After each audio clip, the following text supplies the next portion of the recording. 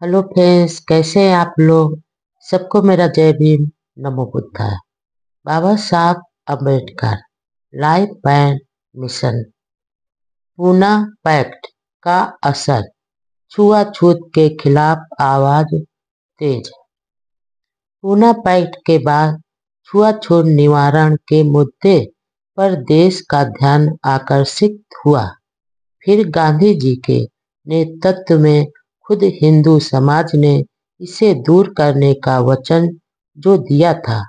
हिंदू समाज को यह भी चिंता थी कि यदि इस और ध्यान नहीं दिया तो अछूत हिंदू धर्म से अलग हो सकते हैं। इससे भारत के कई इलाकों में अस्पृश्यता निवारण के प्रति लोग काम करने लगे। कहीं कहीं अछूतों के लिए मंदिरों के दरवाजे खुलने लगे। सार्वजनिक स्थानों पर अछूतों के लिए जो रोक टोक थी वह ढीली होने लगी। गांधी जी ने कार्यकर्ताओं को नैतिक समर्थन देने के लिए 8 मई 1933 को आत्मशुद्धि के लिए 21 दिन का आह्वान किया। इसके फलस्वरूप गांधी जी को जेल से रिहा कर दिया।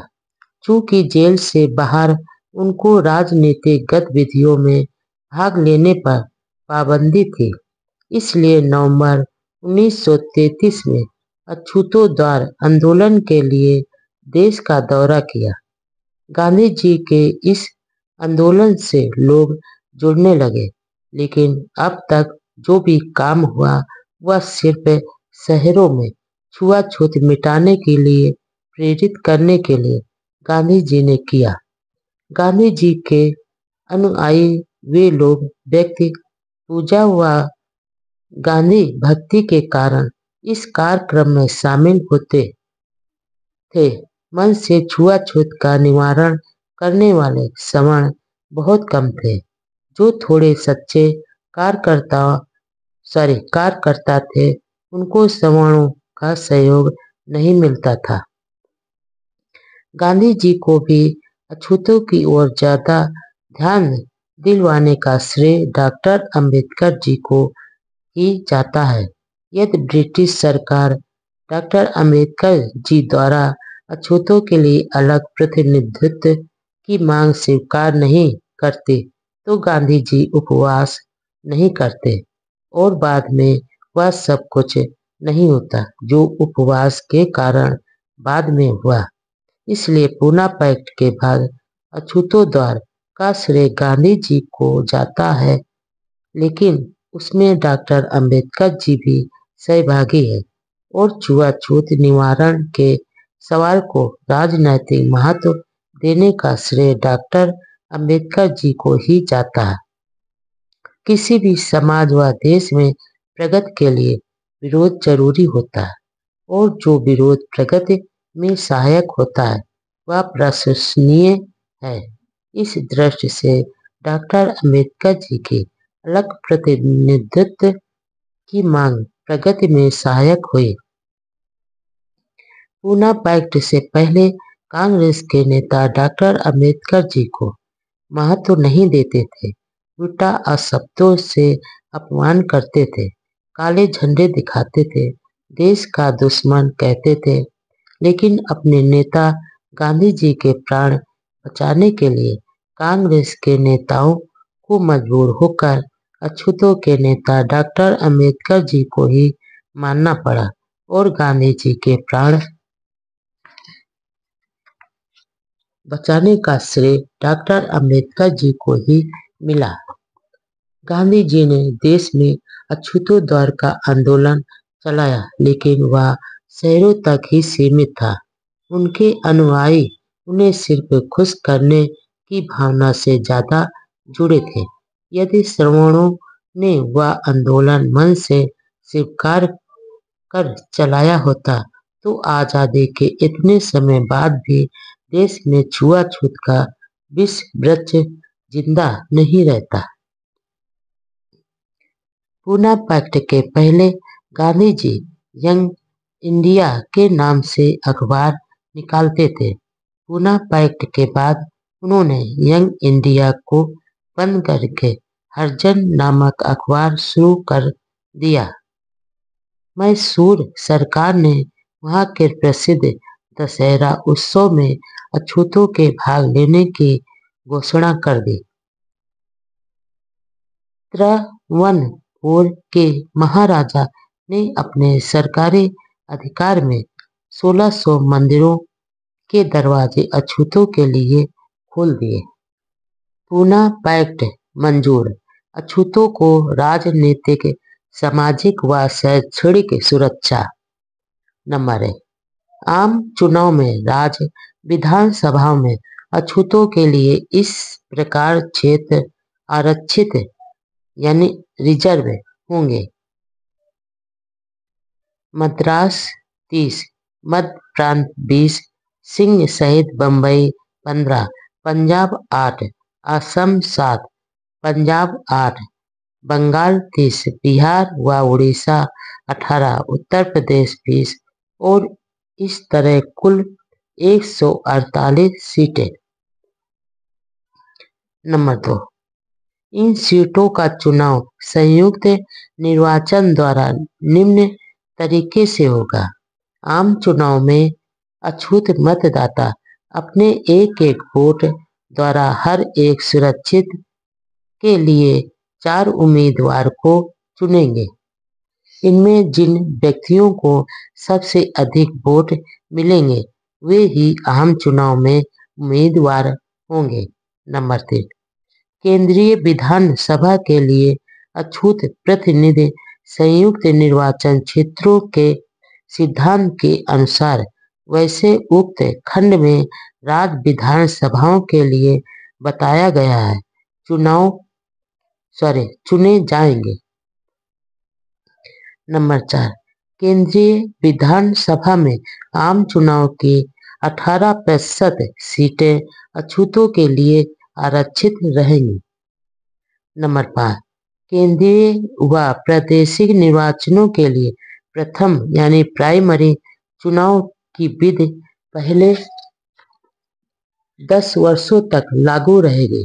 यह तरीका नीचे के बिंदु के अनुसार पारस्परिक समझौते के साथ इससे पहले भी समाप्त की जा सकेगी। नंबर 6, प्रादेशिक और केंद्रीय विधानसभा में आरक्षित सीटों द्वारा अछूतों के प्रतिनिधित्व की प्रणाली जैसे कि उपरोक्त नंबर 1 और 4 में अंकित है। जब तक संबंधित संप्रदाय इसे पारस्परिक समझौते के साथ स्वयं नहीं समाप्त कर देते तब तक जारी रहेगी। नंबर 7, अछूतों के लिए केंद्रीय और प्रादेशिक विधानसभाओं के लिए मत अधिकार लेथियन कमेटी की रिपोर्ट के अनुसार होगा।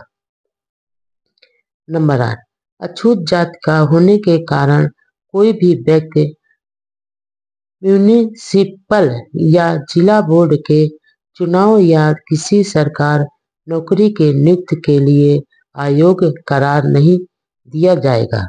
भेदभाव नहीं रखा जाएगा। अछूतों की हर विभाग में संबंधित नौकरियों के लिए अनिवार्य योग्यता का ध्यान रखते हुए भर्ती करने के पूरे प्रयास किए जाएंगे। नंबर 9, हर प्रांत में शिक्षा के लिए जो बजट तय किया जाएगा उसमें से पर्याप्त राशि अछूतों के शैक्षणिक विकास के लिए अलग कर दी जाएगी। आखिर डॉक्टर अंबेडकर जी को पूना पैक्ट क्यों स्वीकार करना पड़ा? डॉक्टर अंबेडकर को पूना पैक्ट क्यों स्वीकार करना पड़ा, इस संबंध में उन्होंने अपनी पुस्तक गांधी व कांग्रेस में अछूतों के लिए क्या किया में लिखा, जहाँ तक मेरा संबंध है आज तक कोई व्यक्ति मुझसे अधिक भयानक दुविधा में नहीं पड़ा होगा। मेरे सामने 2 रास्ते थे। पहला, अछूतों के अधिकारों की रक्षा करना जो ब्रिटिश प्राइम मिनिस्टर के कम्युनल अवार्ड में दिए थे। दूसरा, मानव समाज का एक अंग होने के नाते मानवता के आधार पर मैं गांधी के प्राण बचाऊं। मैंने मानवता की आवाज को सुना, स्वीकार किया और गांधी जी जैसा चाहते थे वैसा कम्युनल अवार्ड में बदलाव करके उनके प्राण बचाए। गांधी जी अपने प्राणों की चिंता किए बगैर अपनी जिद पर अड़े हुए थे। जेल में उनका स्वास्थ्य गंभीर हो चुका था। डॉक्टर्स ने चेतावनी दे दी थी।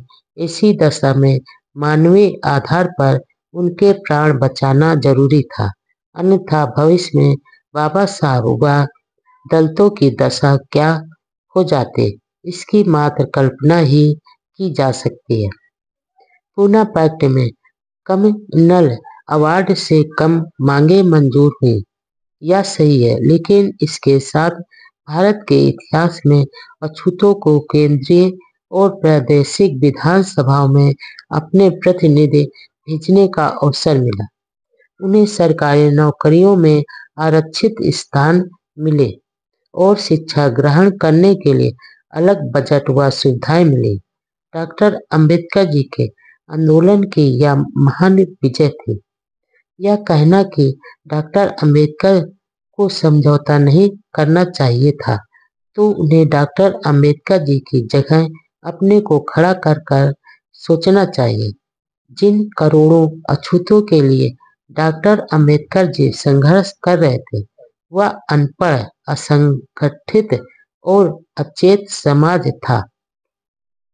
उस काल में डॉक्टर अंबेडकर जी अकेले थे। दूसरी ओर सारा हिंदू समाज व मीडिया घोर विरोधी था। अंग्रेजी शासक भी अवसरवादी थे।